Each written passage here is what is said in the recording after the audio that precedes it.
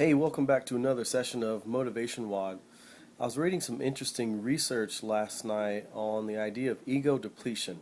And basically, uh, the science says that mentally you only have so much bandwidth available within a certain period of time. So basically, in a 24-hour period, there's only so much your mind can handle.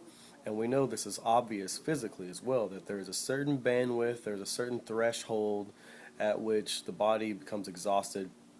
And the science is saying that the same thing applies mentally, that there's a point at which the mind is exhausted, and the only uh, result occurring after that point is increased stress levels.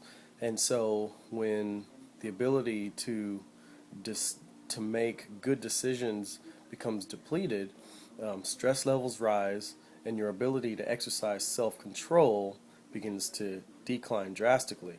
And you see this when, for example, you've had a great week of eating, a great week of exercising, and you've been doing really well. Your self-control has been top notch. But then suddenly something tips the scale because maybe you had a stressful day or you didn't sleep as well, and then all of a sudden you have a craving for something salty, or you have a craving for something full of sugar, and in your mind the battle begins, and that is, you know, I've been doing well all this week. I've been eating my green vegetables. I've been eating lean meats.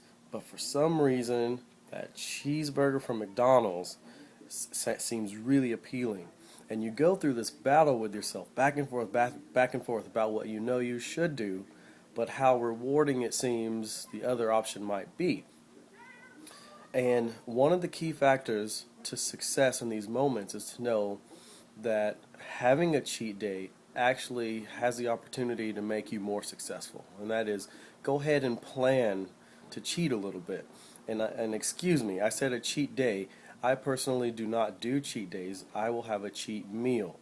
What this does for me is it still enables me to exercise some self-control when I'm depleted mentally and physically and I'm stressing out, but I know I have something to look forward to. Like on a Friday night, I may choose to have some pizza, or I may choose to have a hamburger, or whatever the case may be. I have completely lost my desire for sugar when it comes to baked goods, cookies, cakes, ice creams, any of those mainstream types of desserts, pies, cobblers. I'm not too interested in any of those things anymore, and I feel great about that. But I will, on a cheat day, have some bread, or I'll throw in some extra cheese or something like that. And that's a simple way that I like to cheat with just one meal, because if I do it for a whole day, then I'm reinforcing a habit for 24 straight hours. And 24 hours allows me to have anywhere from 5 to 7 meals. So I don't want to reinforce the habit, but I can make a decision to have a cheat meal, and I know it's coming, and there will be my reward since I am depleting myself physically and mentally.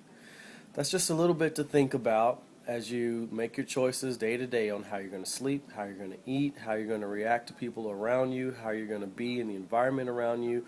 And as those stress levels rise, know that your self-control, your decision-making skills will begin to decline, because your bandwidth can only carry you so far before you need to just relax, chill out, rest, and cheat a little bit.